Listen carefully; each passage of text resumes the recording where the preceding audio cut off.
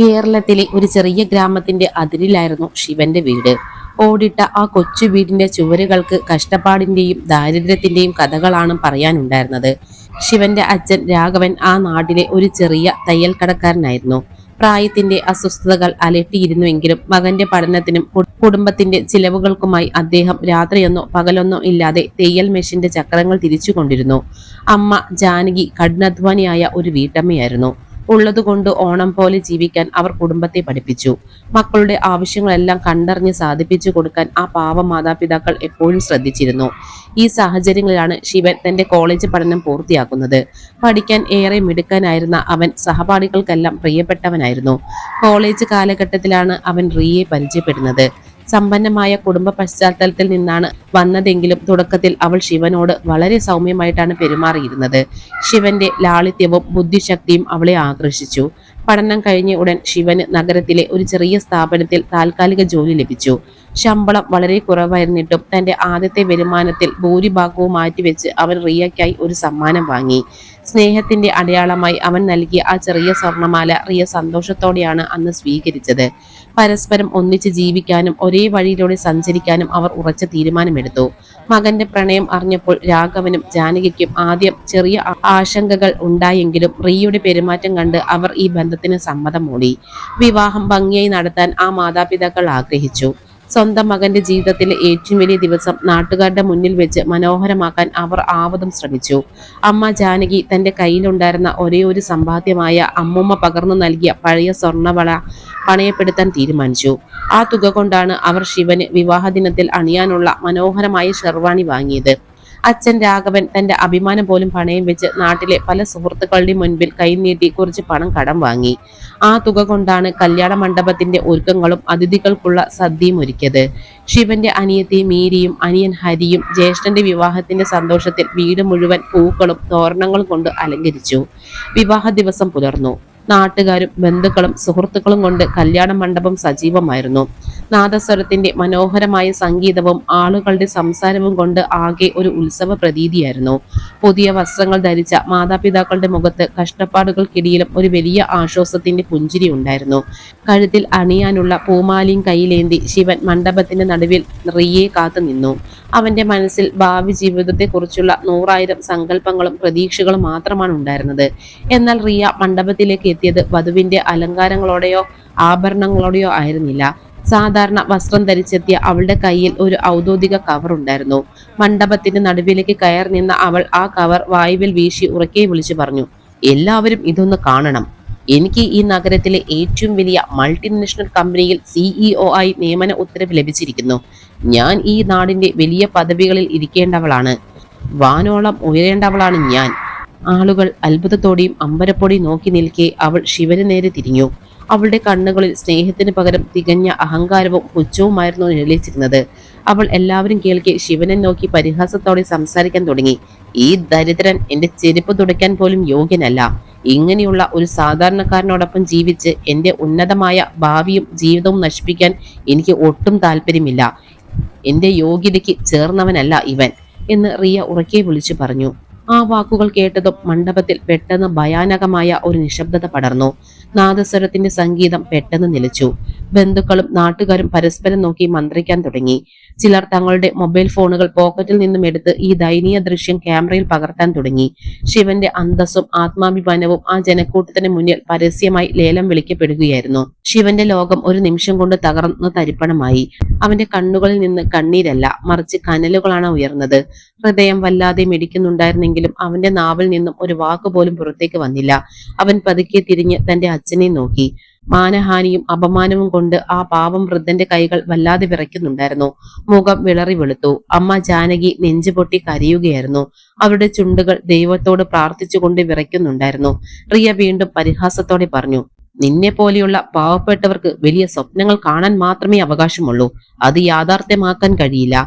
ആ വാക്കുകൾ ഉരുകിയ ഇരുമ്പ് പോലെ ശിവന്റെ ആത്മാവിനെ പൊള്ളിച്ചു കളഞ്ഞു. താൻ അത്രയ്ക്ക് നിസ്സാരനാണോ എന്നും ദാരിദ്ര്യം മാത്രമാണോ തന്റെ ഐഡന്റിറ്റി എന്നും അവൻ ഒരു നിമിഷം ആലോചിച്ചു പോയി. എന്നാൽ അടുത്ത നിമിഷം അവന്റെ ചിന്തകൾ മാറി മറിഞ്ഞു. അവൻ തന്റെ കയ്യിലുണ്ടായിരുന്ന പൂമാല പതുക്കെ താഴെ വെച്ചു. ഒരു വാക്കുപോലും റിയോടോ അവിടെയുള്ളവരോടോ സംസാരിക്കാതെ അവൻ തന്റെ അച്ഛന്റെ കൈകളിൽ മുറുകെ പിടിച്ചു. കരയുകയായിരുന്ന അമ്മയെയും അനിയനെയും അനിയത്തെയും ചേർത്ത് പിടിച്ച് അവൻ ആ മണ്ഡപത്തിൽ നിന്നും തലയുയർത്തി പുറത്തേക്ക് നടന്നു. അവർ പുറത്തേക്ക് നടക്കുമ്പോൾ മണ്ഡപത്തിൽ നിന്നും ആളുകളുടെ പരിഹാസ ചിരികളും കുത്തുവാക്കുകളും അന്തരീക്ഷത്തിൽ ഉയർന്നു കേൾക്കാമായിരുന്നു. എന്നാൽ ആ അപമാനത്തിന്റെ അഗ്നി ശിവനെ തളർത്തുകയല്ല, മറിച്ച് ഒരു പുതിയ മനുഷ്യനായി മാറ്റുകയായിരുന്നു.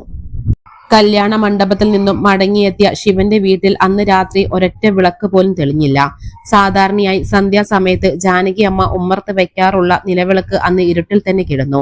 സന്തോഷത്തോടെയും വലിയ പ്രതീക്ഷകളോടെയും ഇറങ്ങിത്തിരിച്ച ഒരു കുടുംബം കരിഞ്ഞുണങ്ങിയ മനസ്സോടെയാണ് ആ കൊച്ചു വീടിന്റെ ഉമ്മറത്തേക്ക് തിരിച്ചെത്തിയത്. അയൽപക്കങ്ങളിലെ വീടുകളിൽ നിന്നും പ്രകാശത്തിന്റെ കിരണങ്ങൾ പുറത്തേക്ക് വരുന്നുണ്ടായിരുന്നെങ്കിലും ശിവന്റെ വീട് പൂർണ്ണമായും നിശബ്ദതയുടെയും കറുപ്പിന്റെയും പുതുപ്പിനുള്ളിലായിരുന്നു. ആരും അന്ന് അടുപ്പിൽ തീ മൂട്ടിയില്ല. ആർക്കും ഒരു തുള്ളി വെള്ളം കുടിക്കാൻ പോലും തോന്നിയില്ല. അത്രമേൽ അസഹനീയമായ അപമാനത്തിന്റെ ഭാരമാണ് ആ 4 ചുവരുകൾക്കുള്ളിൽ ശ്വാസം മുട്ടിച്ചുകൊണ്ടിരുന്നത്. മണ്ഡപത്തിൽ വെച്ചുണ്ടായ മാനസികമായ ആഘാതം താങ്ങാൻ ശിവന്റെ വൃദ്ധനായ അച്ഛൻ രാഘവന് കഴിഞ്ഞില്ല. വീടിന്റെ തിണ്ണയിൽ ഇരിക്കുകയായിരുന്ന അദ്ദേഹത്തിന് അർദ്ധരാത്രിയോടെ കടുത്ത നെഞ്ചുവേദന അനുഭവപ്പെട്ടു. ശ്വാസം എടുക്കാൻ ബുദ്ധിമുട്ടുന്ന അച്ഛനെ കണ്ട് പേടിച്ചു പോയ അനിയൻ ഹരി ഓടിച്ചെന്ന് നാട്ടിലെ ഡോക്ടറെ വിളിച്ചുകൊണ്ടുവന്നു. രാഘവന്റെ നാടിമിടിപ്പ് പരിശോധിച്ച ഡോക്ടർ ഗൗരവത്തോടെ പറഞ്ഞു, ശരീരത്തിന് വലിയ കുഴപ്പമൊന്നുമില്ല, പക്ഷേ മനസ്സിനേറ്റ കടുത്ത ആഘാതവും അമിതമായ ചിന്തയുമാണ് ഈ അവസ്ഥയ്ക്ക് കാരണം.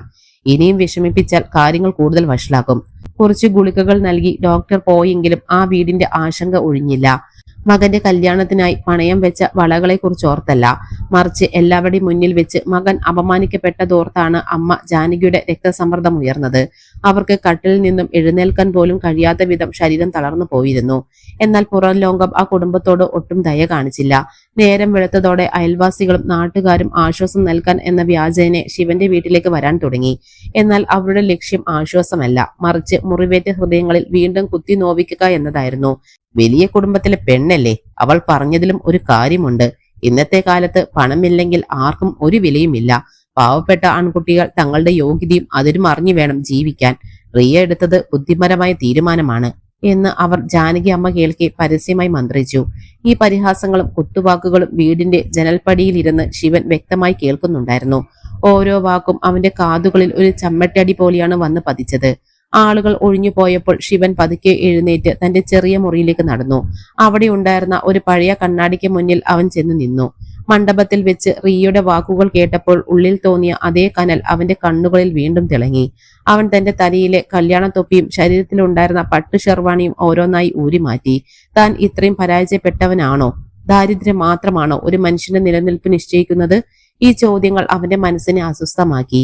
ജനലിലൂടെ പുറത്തേക്ക് നോക്കി അവൻ കണ്ടത് ഇരുണ്ട തെരുവുകളും ദൂരെ നിന്നും കേൾക്കുന്ന നായ്ക്കളുടെ കുരയും മാത്രമാണ്. ആ നിശബ്ദതയിൽ അവൻ തന്റെ മൊബൈൽ ഫോൺ എടുത്തു നോക്കി. റിയയ്ക്ക് CEO ജോലി ലഭിച്ച അതേ വലിയ അന്താരാഷ്ട്ര കമ്പനിയിൽ അവൻ ഏതാനും ആഴ്ചയ്ക്ക് മുൻപ് ഇതേ തസ്തികയ്ക്കായി അഭിമുഖം നൽകിയിരുന്നതാണ്. ഏറെ പ്രതീക്ഷയോടെയാണ് അവൻ ആ പരീക്ഷകളെല്ലാം നേരിട്ടത്. എന്നാൽ കമ്പനിയുടെ ഭാഗത്തു നിന്നും ഇതുവരെ ഒരു അറിയിപ്പും വന്നിട്ടുണ്ടായിരുന്നില്ല. അവൻ സ്വയം പരിഹാസത്തോടെ ഒന്ന് പുഞ്ചിരിച്ചു. ഇന്ന് തന്റെ കയ്യിലും അങ്ങനെ ഒരു വലിയ ജോലിയുടെ ഉത്തരവ് ഉണ്ടായിരുന്നെങ്കിൽ റിയ എല്ലാവരുടെയും മുന്നിൽ വെച്ച് തന്നെ ഇങ്ങനെ ചവിട്ടി മെതിക്കുമായിരുന്നു. പണമില്ലാത്തവന്റെ സ്നേഹത്തിന് ഈ ലോകത്ത് യാതൊരു വിലയുമില്ലെന്ന് അവൻ ഉറപ്പിച്ചു. തന്റെ ഉള്ളിൽ തകർന്നടിഞ്ഞ സ്വപ്നങ്ങളുടെ അവശിഷ്ടങ്ങളിൽ നിന്നും ഒരു പുതിയ മനുഷ്യനെ അവൻ രൂപപ്പെടുത്തിയെടുത്തു. കരഞ്ഞു തീർക്കാനുള്ളതല്ല തന്റെ ജീവിതം എന്ന് അവൻ ഉറപ്പിച്ചു. മേശപ്പുറത്തിരുന്ന ഒരു കരിപ്പേനയെടുത്ത് ആ മുറിയുടെ ചുവരിൽ അവൻ കനത്ത അക്ഷരങ്ങളിൽ ഒരു വാചകം കുറിച്ചിട്ടു. എന്റെ കഠിനാധ്വാനത്തിലൂടെ ഞാൻ എന്റെ യോഗ്യത ഈ ലോകത്തിന് കാണിച്ചു തരും. അതൊരു വെറും വാചകമായിരുന്നില്ല, മറിച്ച് അവന്റെ ജീവിതത്തിന്റെ പുതിയ ലക്ഷ്യമായിരുന്നു. പിറ്റേ ദിവസം നേരം പുലർന്നപ്പോൾ ആ കൊച്ചു ഗ്രാമം ഞെട്ടലോടെയാണ് ആ വാർത്ത അറിഞ്ഞത്. ശിവൻ വീട്ടിലില്ല. അവൻ ആരോടും യാത്ര പറഞ്ഞിരുന്നില്ല. ഒരു കത്തോ മൊബൈലിൽ ഒരു സന്ദേശമോ പോലും അവൻ അവശേഷിപ്പിച്ചിരുന്നില്ല. മകൻ നാണക്കേടും അപമാനവും താങ്ങാനാവാതെ എവിടെയെങ്കിലും പോയി ഒളിച്ചതാണെന്ന് നാട്ടുകാർ വീണ്ടും പരിഹസിക്കാൻ തുടങ്ങി. അത് കേട്ട് മാതാപിതാക്കളുടെ നെഞ്ച് ഒരിക്കൽ കൂടി തകർന്നു.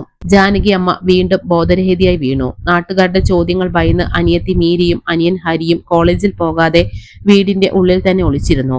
ആളുകൾ വിചാരിച്ചത് ശിവൻ ഒരു ഭീരുവിനെ പോലെ ഓടിപ്പോയെന്നാണ്. എന്നാൽ തന്നെ തള്ളിപ്പറഞ്ഞ ഈ സമൂഹത്തിന്റെ ചിന്തകളെ തിരുത്തി കുറിക്കാൻ തന്റെ പേര് ഈ നാടിന്റെ ചരിത്രത്തിൽ എഴുതി ചേർക്കാനുള്ള ഒരു വലിയ യുദ്ധത്തിനാണ് ശിവൻ പുറപ്പെട്ടിരിക്കുന്നതെന്ന് ആ പാവം കുടുംബത്തിന് അപ്പോൾ അറിയില്ലായിരുന്നു. സ്വന്തം ഗ്രാമത്തിന്റെ അതിരുകൾ കടന്ന് അപരിചിതമായ വലിയ നഗരത്തിന്റെ തിരക്കുകളിലേക്കാണ് ശിവൻ ചെന്നെത്തിയത്. അവനെ ആർക്കും അറിയില്ലായിരുന്നു. അവന്റെ കഥകളും ആരും കേട്ടിരുന്നില്ല.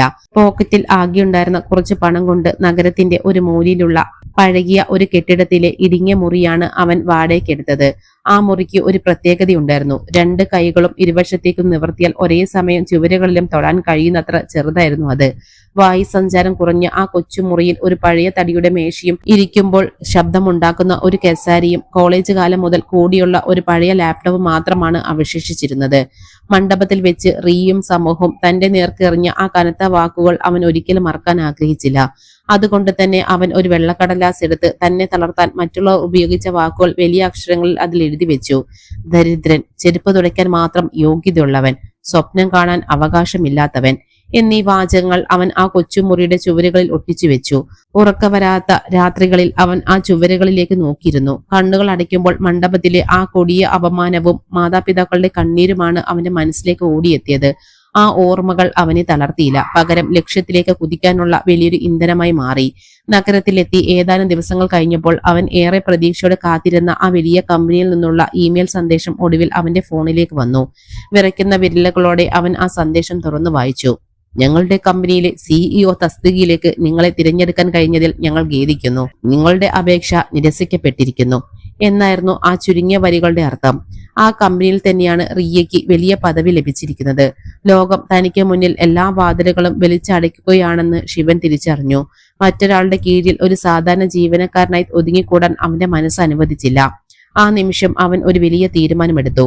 ഇനി ആരുടെയും മുന്നിൽ ജോലിക്ക് വേണ്ടി കൈനീട്ടില്ല. പകരം മറ്റുള്ളവർക്ക് ജോലി നൽകാൻ കഴിയുന്ന ഒരു വലിയ സാമ്രാജ്യം അവൻ സ്വന്തമായി കെട്ടിപ്പടുക്കും. തന്റെ കമ്പ്യൂട്ടർ സയൻസ് പഠനകാലത്തെ പഴയ പുസ്തകങ്ങളും നോട്ട്ബുക്കുകളും അവൻ വീണ്ടും മേശപ്പുറത്തേക്ക് എടുത്തു വെച്ചു.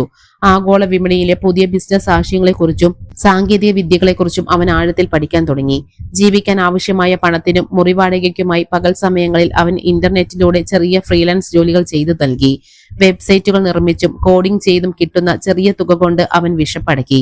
പകൽ മുഴുവൻ കഠിനമായി അധ്വാനിച്ച ശേഷം രാത്രിയുടെ നിശബ്ദതയിൽ അവൻ സ്വന്തമായി വികസിപ്പിക്കുന്ന ഒരു പുതിയ ടെക് പ്ലാറ്റ്ഫോമിന്റെ നിർമ്മാണത്തിൽ മുഴുകി. ഉറക്കമില്ലാത്ത രാത്രികൾ അവന് ശീലമായി മാറി. അങ്ങനെ മാസങ്ങളുടെ പരിശ്രമത്തിനൊടുവിൽ അവൻ തന്റെ പുതിയ സാങ്കേതിക വിദ്യ വിപണിയിൽ അവതരിപ്പിച്ചു. എന്നാൽ തുടക്കം വളരെ ദയനീയമായിരുന്നു. ആദ്യത്തെ 2 മാസങ്ങളിൽ ഒരൊറ്റ ഉപഭോക്താവിനെ പോലും അവന് ലഭിച്ചില്ല. തന്റെ ആശയവുമായി അവൻ നഗരത്തിലെ പല ചെറുകിട കമ്പനികളെയും സമീപിച്ചെങ്കിലും നിരാശയായിരുന്നു ഫലം. നിങ്ങളുടെ കമ്പനി പുതിയതാണ്, നിങ്ങൾക്ക് മുൻപരിചയമില്ല, ഇങ്ങനെയൊരു പുതിയ പ്ലാറ്റ്ഫോം പരീക്ഷിച്ച് പണം നഷ്ടപ്പെടുത്താൻ ഞങ്ങൾക്ക് കഴിയില്ല എന്ന് പറഞ്ഞ് എല്ലാവരും അവനെ പടിയിറക്കി വിട്ടു.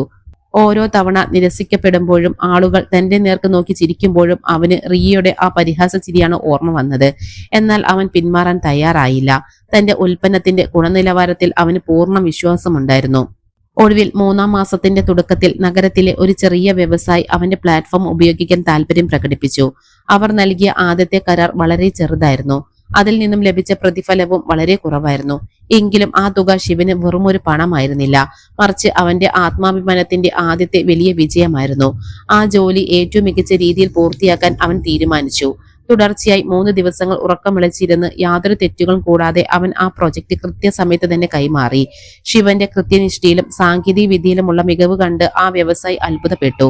അദ്ദേഹം നഗരത്തിലെ തന്റെ മറ്റ് സുഹൃത്തുക്കൾക്കും ശിവന്റെ കമ്പനിയെക്കുറിച്ച് നല്ല വാക്കുകൾ പറഞ്ഞു നൽകി. അതോടെ വിപണിയിലെ വലിയ കമ്പനികൾക്കിടയിൽ ശിവൻ എന്ന പേര് പതുക്കെ പതുക്കെ ശ്രദ്ധിക്കപ്പെടാൻ തുടങ്ങി.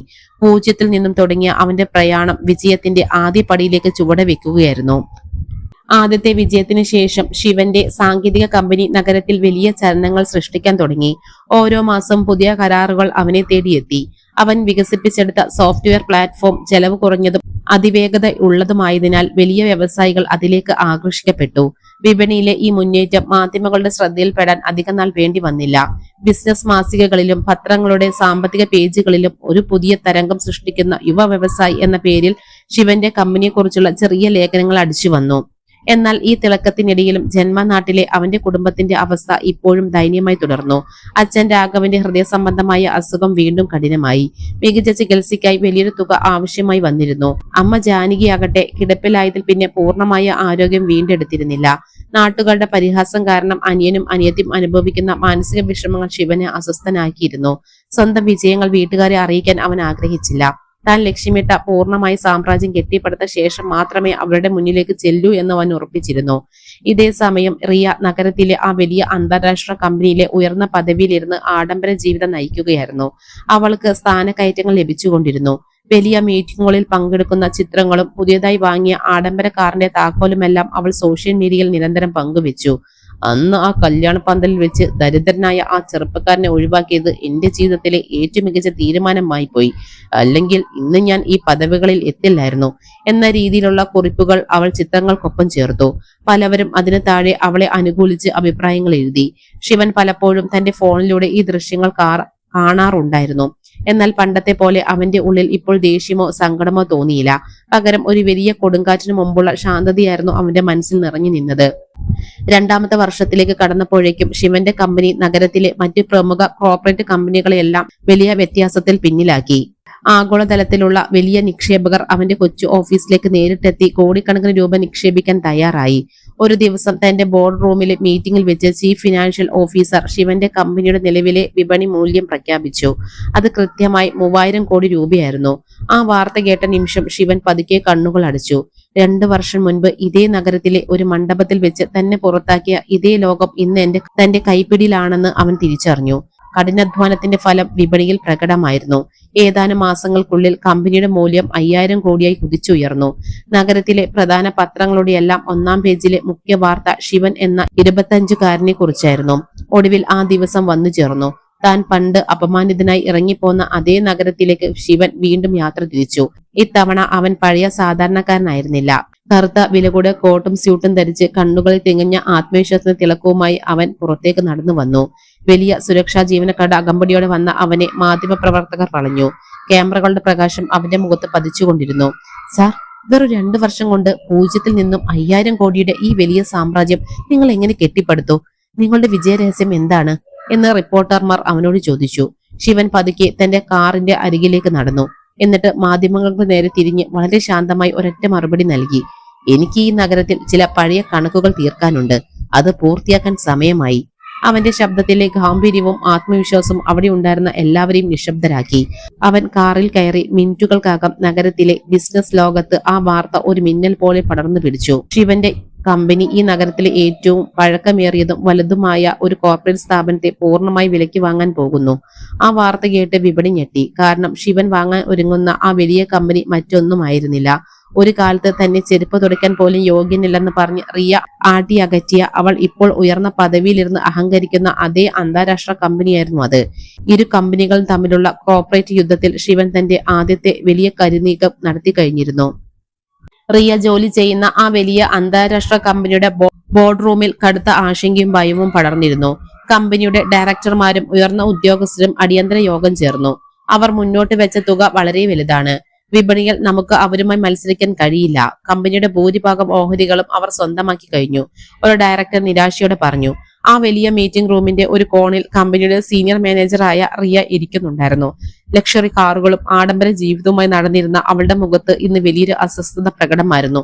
ആരാണ് നമ്മളെ വിലയ്ക്ക് വാങ്ങാൻ ശ്രമിക്കുന്ന ഈ പുതിയ വ്യവസായി? എന്താണ് അയാളുടെ പേര്? റിയ പതുക്കെ ചോദിച്ചു. അപ്പോൾ പ്രധാന ഡയറക്ടർ തന്റെ കയ്യിലിരുന്ന ടാബ്ലറ്റ് ഫോൺ റിയയ്ക്ക് നേരെ തിരിച്ചു പിടിച്ചുകൊണ്ട് പറഞ്ഞു. അയാളുടെ പേര് ഷിവ് എന്നാണ്. വെറും 2 വർഷം കൊണ്ട് ഈ നഗരത്തിലെ സകല ബിസിനസ് സാമ്രാജ്യങ്ങളെയും കാൽക്കീഴിലാക്കിയ അത്ഭുത പ്രതിഭ. സ്ക്രീനിലെ ആ ചിത്രം കണ്ടതും റിയയുടെ ശരീരത്തിലൂടെ ഒരു മിന്നൽ പാഞ്ഞുപോയി. അവളുടെ ശ്വാസം ഒരു നിമിഷം നിലച്ചു. വില കൂടിയ സ്യൂട്ട് ധരിച്ച് തികഞ്ഞ ഗാംഭീര്യത്തോടെ നിൽക്കുന്നത് മറ്റാരുമല്ല, 2 വർഷം മുമ്പ് കല്യാണ പന്തലിൽ വെച്ച് താൻ കഴുത്തിൽ നിന്നും മാല ഊരിയെറിഞ്ഞ് അപമാനിച്ച അതേ ശിവനായിരുന്നു അത്. അവിശ്വസനീയതയോടെ അവൾ ആ സ്ക്രീനിലേക്ക് നോക്കിയിരുന്നു. അടുത്തും ഏതാനും ദിവസങ്ങൾക്കുള്ളിൽ കമ്പനി കൈമാറ്റത്തിന്റെ ഔദ്യോഗിക ചടങ്ങുകൾ നഗരത്തിലെ ഏറ്റവും വലിയ ഹാളിൽ വെച്ച് നടന്നു. മാധ്യമ പ്രവർത്തകരും വലിയ നിക്ഷേപകരും ബിസിനസ് പ്രമുഖരും അവിടെ ഒത്തുകൂടിയിരുന്നു. കമ്പനിയുടെ ജീവനക്കാരി എന്ന നിലയിൽ റിയയും സദസ്സിന്റെ മുൻനിരയിൽ ഉണ്ടായിരുന്നു. ഹാളിലെ ലൈറ്റുകൾ തെളിഞ്ഞപ്പോൾ വലിയ സുരക്ഷാ ജീവനക്കാരുടെ അകമ്പടിയോടെ ശിവൻ വേദിയിലേക്ക് നടന്നു വന്നു. സദസ്സ് മുഴുവൻ എഴുന്നേറ്റ് നിന്ന് കൈയടിച്ചു. ശിവൻ പതുക്കെ വേദിയിലെ മൈക്കിന് മുന്നിലേക്ക് നടന്നു വന്നു. അവൻ ജനക്കൂട്ടത്തിലേക്ക് കണ്ണോട്ടിച്ചു. പെട്ടെന്ന് അവന്റെ നോട്ടം റിയയുടെ മുഖത്ത് ഉടക്കി നിന്നു. ശിവന്റെ ആ കനത്ത നോട്ടത്തിന് മുന്നിൽ തലയുയർത്തി നിൽക്കാൻ കഴിയാതെ റിയ പതുക്കെ കണ്ണുകൾ താഴേക്ക് വെട്ടിച്ചു. ശിവൻ സംസാരിക്കാൻ തുടങ്ങി. 2 വർഷം മുൻപ് ഇതേ നഗരത്തിൽ വെച്ച് ഒരു മണ്ഡപത്തിൽ ഞാൻ പരസ്യമായി അപമാനിക്കപ്പെട്ടിരുന്നു. ഞാൻ ആരുടെയും ചെരുപ്പ് തുടയ്ക്കാൻ പോലും യോഗ്യനല്ലെന്ന് അന്ന് ഒരാൾ എന്നെ ഓർമ്മിപ്പിച്ചു. ദരിദ്രർക്ക് സ്വപ്നം കാണാൻ അവകാശമില്ലെന്ന് പറഞ്ഞു. എന്നാൽ ഇന്ന് ഞാൻ ആ വ്യക്തി ജോലി ചെയ്യുന്ന, അഹങ്കാരത്തോടെ ജീവിച്ചിരുന്ന ഈ വലിയ കമ്പനിയുടെ പൂർണ്ണ ഉടമസ്ഥനാണ്. ശിവന്റെ വാക്കുകൾ കേട്ട് ഹാളിൽ വലിയ കയ്യടി ഉയർന്നു. എന്നാൽ മുൻനിരയിലിരുന്ന റിയയുടെ മുഖത്തെ ചോര മുഴുവൻ വറ്റിക്കഴിഞ്ഞിരുന്നു. വേദിയിൽ വെച്ച് ഒപ്പുവെക്കൽ ചടങ്ങുകൾ പൂർത്തിയായി. അതോടെ ആ കമ്പനിയുടെ സർവ്വ അധികാരങ്ങളും ശിവന്റെ കൈകളിലേക്ക് വന്നു ചേർന്നു. പിറ്റേ ദിവസം രാവിലെ റിയ ഓഫീസിൽ എത്തിയപ്പോൾ അന്തരീക്ഷം ആകെ മാറിയിരുന്നു. പുതിയ മാനേജ്മെന്റിന്റെ ആദ്യത്തെ ഉത്തരവ് കമ്പനിയുടെ HR വിഭാഗത്തിൽ നിന്നും റിയയെ തേടിയെത്തി. അവളെ മാനേജർ പദവിയിൽ നിന്നും പൂർണ്ണമായി നീക്കം ചെയ്തിരിക്കുന്നു എന്നതായിരുന്നു ആ സന്ദേശം. അത് മാത്രമല്ല, അവളെ ഓഫീസിന്റെ താഴത്തെ നിലയിലുള്ള ശുചീകരണ വിഭാഗത്തിലേക്ക് മാറ്റി നിയമിച്ചിരിക്കുന്നു. എയർ കണ്ടീഷണർ മുറിയിലിരുന്ന് ജീവനക്കാർക്ക് ഉത്തരവ് നൽകിയിരുന്നവൾക്ക് ഇന്ന് കയ്യിൽ ചൂലുമെടുത്ത് ഓഫീസിലെ തറ തുടയ്ക്കേണ്ട അവസ്ഥ വന്നു ചേർന്നു. ഒരു കാലത്ത് അവൾ ആട്ടിയകറ്റിയ അതേ വാക്കുകൾ ഇന്ന് അവളുടെ ജീവിതത്തിലേക്ക് ഒരു ശാപമായി തിരിച്ചെത്തി. അപമാനവും സങ്കടവും സഹിക്കാൻ കഴിയാതെ നീയ നേരിട്ട് മുകളിലത്തെ നിലയിലുള്ള ശിവന്റെ പുതിയ ക്യാബിനിലേക്ക് ഓടിക്കയറി. വാതിൽ തുറന്ന് അകത്ത് കയറുമ്പോൾ ശിവൻ വലിയ ജനലിലൂടെ പുറത്തെ നഗരക്കാഴ്ചകൾ നോക്കി നിൽക്കുകയായിരുന്നു. റിയയുടെ കണ്ണുകളിൽ നിന്നും കണ്ണുനീർ ഒലിച്ചിറങ്ങുന്നുണ്ടായിരുന്നു. അവളുടെ ശബ്ദവും വല്ലാതെ വിറച്ചു. "ശിവ്, നീ എന്തിനാണ് എന്നോട് ഈ ക്രൂരത ചെയ്യുന്നത്? എന്നെ ഇങ്ങനെ അപമാനിക്കാൻ നിനക്ക് എങ്ങനെ തോന്നി?" അവൾ ഉറക്കെ ചോദിച്ചു. ശിവൻ പതുക്കെ അവളുടെ നേർക്ക് തിരിഞ്ഞു. അവന്റെ മുഖത്ത് ഒരു ചെറിയ പുഞ്ചിരി ഉണ്ടായിരുന്നു.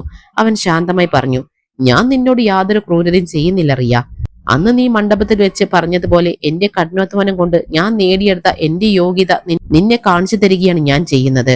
റിയ തകർന്നുപോയി. അവൾ കൈകൾ കൂപ്പിക്കൊണ്ട് പറഞ്ഞു, "അന്ന് എനിക്ക് വലിയൊരു തെറ്റ് പറ്റിപ്പോയി ശിവ്. ദയവായി എന്നോട് ക്ഷമിക്കണം." എന്നാൽ ശിവന്റെ മറുപടി കഠിനമായിരുന്നു. "അന്ന് നീ ചെയ്തത് നിന്റെ തീരുമാനമായിരുന്നു. ഇന്ന് ഞാൻ ചെയ്യുന്നത് എന്റെ തീരുമാനമാണ്. നാളെ മുതൽ നീ താഴത്തെ നിലയിൽ തന്നെ ജോലി ചെയ്യണം. നിന്റെ വാക്കുകളുടെ ഭാരം നീയും അറിയണം." റൂമിന് പുറത്തിറങ്ങിയ റിയ തന്റെ കയ്യിലേക്ക് നോക്കി. അവിടെ ഒരു ചൂലുണ്ടായിരുന്നു. ഒരു കാലത്ത് താൻ പരസ്യമായി അപമാനിച്ച ചെറുപ്പക്കാരന്റെ കാൽ കീഴിൽ ഇന്ന് അവൾക്ക് തലകുനിക്കേണ്ടി വന്നു. ഓഫീസിലെ മറ്റു ജീവനക്കാർ അവളെ നോക്കി പരിഹസിക്കാനും പതുക്കെ സംസാരിക്കാനും തുടങ്ങി. റിയ തന്റെ അഹങ്കാരത്തിന്റെ പൂർണ്ണമായി തകർച്ച അറിഞ്ഞു. എന്നാൽ ഈ വലിയ പ്രതികാരത്തിലൂടെ താൻ ആഗ്രഹിച്ച സമാധാനവും സന്തോഷവും തന്റെ മനസ്സിന് ലഭിച്ചോ എന്ന് ശിവൻ ആ ജനലിനക്കരികിലിരുന്ന് വീണ്ടും ചിന്തിക്കാൻ തുടങ്ങി. കമ്പനി സ്വന്തമാക്കുകയും റിയോട് പ്രതികാരം ചെയ്യുകയും ചെയ്തെങ്കിലും ശിവന്റെ മനസ്സിന് പൂർണ്ണമായ സമാധാനം ലഭിച്ചിരുന്നില്ല. തന്റെ ആഡംബര ഓഫീസിലെ വലിയ കസേരയിൽ ഇരിക്കുമ്പോൾ പലപ്പോഴും അവൻ ചിന്തിച്ചു, വെറുമൊരു പ്രതികാരമാണോ തന്റെ ജീവിതത്തിന്റെ ലക്ഷ്യം? ഈ സമയത്താണ് രാജ്യത്തെ ഏറ്റവും വലിയ ബിസിനസ് ഗ്രൂപ്പായ അഗർവാൾ ഗ്രൂപ്പ് ശിവന്റെ കമ്പനിയുമായി കൈകോർക്കാൻ താല്പര്യം പ്രകടിപ്പിക്കുന്നത്. ആ ഗ്രൂപ്പിന്റെ ഉടമസ്ഥനായ അഗർവാൾ സാബുമായുള്ള കൂടിക്കാഴ്ചകൾ ശിവന്റെ ജീവിതത്തിൽ ഒരു പുതിയ വഴിത്തിരിവായി മാറി. ബിസിനസ് ചർച്ചകൾക്കൊടുവിൽ ശിവന്റെ കഠിനാധ്വാനവും വ്യക്തിത്വവും ഇഷ്ടപ്പെട്ട അദ്ദേഹം തന്റെ മകളായ അനന്യയെ ശിവന് വിവാഹം കഴിച്ചു നൽകാനുള്ള താല്പര്യം അറിയിച്ചു. വിദേശത്ത് നിന്നും ഉയർന്ന വിദ്യാഭ്യാസം നേടിയ പെൺകുട്ടിയായിരുന്നു അനന്യ. വലിയ സമ്പന്ന കുടുംബത്തിലാണ് ജനിച്ചതെങ്കിലും പാവപ്പെട്ടവരെ സഹായിക്കുന്ന നിരവധി സാമൂഹിക പ്രവർത്തനങ്ങളിൽ അവൾ പങ്കാളിയായിരുന്നു. അഹങ്കാരത്തിന്റെ ലേശം പോലും ഇല്ലാത്ത തികച്ചും ശാന്ത സ്വഭാവമുള്ള ഒരു പെൺകുട്ടി. ശിവന്റെ മുൻകാല ജീവിതത്തെക്കുറിച്ച് അറിഞ്ഞിട്ടും അവൾ അവനെ പൂർണ്ണ മനസ്സോടെ സ്വീകരിച്ചു. അവരുടെ വിവാഹം വളരെ ലളിതവും എന്നാൽ അങ്ങേയറ്റം അന്തസ്സുള്ളതുമായ രീതിയിലാണ് നടന്നത്. പണ്ട് മണ്ഡപത്തിൽ വെച്ച് കണ്ണീരൊഴുക്കിയ ശിവന്റെ മാതാപിതാക്കളുടെ മുഖത്ത് ഇന്ന് വലിയ അഭിമാനത്തിന്റെ തിളക്കമുണ്ടായിരുന്നു. ഒരു കാലത്ത് ആ കുടുംബത്തെ പരിഹസിച്ച നാട്ടുകാർ ഇന്ന് ശിവന്റെ വീട്ടുപടിക്കൽ വലിയ ബഹുമാനത്തോടെ വരിവരിയായി നിന്നു. വിവാഹശേഷം അഗർവാൾ ഗ്രൂപ്പും ശിവന്റെ കമ്പനിയും ഒന്നായതോടെ ബിസിനസ് സാമ്രാജ്യത്തിന്റെ വിപണി മൂല്യം 10,000 കോടി രൂപയും കടന്നു കുതിച്ചുയർന്നു. ശിവൻ ഇനി ആർക്കും തകർക്കാൻ കഴിയാത്ത വിധം രാജ്യത്തെ മുൻനിര വ്യവസായിയായി മാറി. ഒരു ദിവസം രാത്രി ആഡംബര വീടിന്റെ മുകളിൽ ഇരിക്കുമ്പോൾ അനന്യ ശിവന്റെ അരികിലേക്ക് വന്നു. അവൾ അവന്റെ കണ്ണുകളിലേക്ക് നോക്കി വളരെ ശാന്തമായി ഒരു ചോദ്യം ചോദിച്ചു. "ശിവ്, ബിസിനസ്സിൽ നീ ഇന്ന് വളരെ ശക്തനാണ്. എല്ലാവരും നിന്നെ ബഹുമാനിക്കുന്നുണ്ട്. പക്ഷെ നീ ശരിക്കും ഉള്ളിൽ സന്തോഷവാനാണോ? കാരണം ശക്തനാവുക എന്നതും സന്തോഷവാനാകുക എന്നതും രണ്ട് കാര്യങ്ങളാണ്." അനന്യയുടെ ആ ചോദ്യം ശിവന്റെ ഉള്ളിലേക്ക് ആഴത്തിൽ ഇറങ്ങിച്ചെന്നു.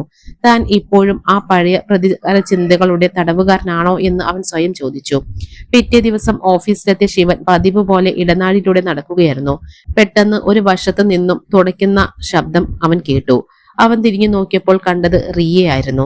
അവളുടെ മുഖത്തെ പഴയ അഹങ്കാരവും പ്രൗഢിയും പൂർണ്ണമായി മാഞ്ഞു പോയിരുന്നു. ഒട്ടിയ കവിളുകളും അത്യധികം തളർന്ന ശരീരവുമായി തല കുനിച്ചാണ് അവൾ അവിടെ നിന്നിരുന്നത്. ആളുകൾ അവളെ നോക്കി പരിഹസിക്കുന്നത് അവൾ നിശബ്ദമായി സഹിക്കുകയായിരുന്നു. ഒരു കാലത്ത് തന്റെ ജീവിതം തകർത്തവളാണെങ്കിലും അവളുടെ ഈ ദയനീയമായ അവസ്ഥ കണ്ടപ്പോൾ ശിവന്റെ ഉള്ളിൽ പടർന്നിരുന്ന പ്രതികാരത്തിന്റെ തീ പതുക്കെ അണയാൻ തുടങ്ങി. അവൻ പതുക്കെ അവളുടെ അരികിലേക്ക് നടന്നു ചെന്നു. റിയ എന്ന് അവൻ പതുക്കെ വിളിച്ചു. ആ ശബ്ദം കേട്ടതും റിയ ഞെട്ടലോടെ തല ഉയർത്തി. അവളുടെ കണ്ണുകളിൽ ഭയവും വലിയ പശ്ചാത്താപവും നിറഞ്ഞു നിന്നിരുന്നു. അവളുടെ കണ്ണുകളിൽ നിന്നും കണ്ണുനീർ തുള്ളികൾ തറയിലേക്ക് വീണുകൊണ്ടിരുന്നു. അവൾ കൈകൾ കൂപ്പിക്കൊണ്ട് വിറയ്ക്കുന്ന ശബ്ദത്തിൽ പറഞ്ഞു, ശിവ്, എന്നോട് ക്ഷമിക്കണം. പണത്തിന്റെ അഹങ്കാരത്തിൽ അന്ന് ഞാൻ അന്ധയായിരുന്നു. അന്ന് ഞാൻ ജയിച്ചുവെന്നാണ് ഞാൻ കരുതിയത്. എന്നാൽ എന്റെ ജീവിതമാണ് തോറ്റുപോയത്. ഇപ്പോഴുള്ള ഈ ജീവിതം ഞാൻ അർഹിക്കുന്ന ശിക്ഷ തന്നെയാണ്. ശിവൻ കുറച്ചു സമയം നിശബ്ദനായി നിന്നു. തുടർന്ന് അവൻ വളരെ സൗമ്യമായി പറഞ്ഞു, റിയ, അന്ന് നീ എന്നെ ആ മണ്ഡപത്തിൽ വെച്ച് അപമാനിച്ച് പുറത്താക്കിയില്ലായിരുന്നുവെങ്കിൽ ഒരു പക്ഷേ ഞാൻ ഇത്രയും വലിയൊരു സാമ്രാജ്യം കെട്ടിപ്പടുക്കില്ലായിരുന്നു. നിന്റെ ആ വാക്കുകളാണ് എന്നെ മാറ്റിയത്. ഞാൻ നിനക്ക് തന്ന ശിക്ഷ ഇവിടെ കൊണ്ട് അവസാനിക്കുന്നു. പ്രതികാരം ചെയ്യുന്നത് എന്നെ ഒരു വലിയ മനുഷ്യനാക്കില്ല. അതുകൊണ്ട് ഞാൻ നിനക്ക് പൂർണ്ണ മനസ്സോടെ മാപ്പ് നൽകുന്നു. അന്ന് തന്നെ ശിവൻ HR വിഭാഗത്തിലേക്ക് ഒരു പുതിയ ഉത്തരവ് അറിയിച്ചു. റിയെ ശുചീകരണ വിഭാഗത്തിൽ നിന്നും അടിയന്തരമായി മാറ്റണമെന്നും കമ്പനിയുടെ പുതിയ ട്രെയിനിങ് പ്രോഗ്രാമിൽ അവളെ ഉൾപ്പെടുത്തണമെന്നുമായിരുന്നു ആ ഉത്തരവ്. അവൾക്ക് സ്വയം കഴിവ് തെളിയിക്കാനുള്ള ഒരു അവസരം കൂടി ശിവൻ നൽകി. തന്നെ ഉപദ്രവിച്ചവരോട് പ്രതികാരം ചെയ്യുന്നതിനേക്കാൾ വലിയ വിജയം അവർക്ക് മാപ്പ് നൽകുന്നതാണെന്ന് ശിവൻ തന്റെ ജീവിതത്തിലൂടെ തെളിയിച്ചു. അന്ന് രാത്രി വീട്ടിലെത്തിയ ശിവൻ അനന്യയെ നോക്കി മനോഹരമായി പുഞ്ചിരിച്ചു. ഇന്ന് നിന്റെ മുഖത്ത് വലിയ ശാന്തതയുണ്ടല്ലോ, എന്താണ് ഉണ്ടായത് എന്ന് അനന്യ ചോദിച്ചപ്പോൾ ശിവൻ മറുപടി നൽകി. അനന്യ, നീ പറഞ്ഞത് ശരിയായിരുന്നു. ഇത്രയും നാൾ ഞാൻ മറ്റുള്ളവരെ ജയിക്കാനാണ് ശ്രമിച്ചത്. എന്നാൽ ഇന്ന് ഞാൻ എന്റെ ഉള്ളിലെ പ്രതികാര ചിന്തയെ ജയിച്ചിരിക്കുന്നു. ഇന്ന് ഞാൻ ശരിക്കും സന്തുഷ്ടനാണ്.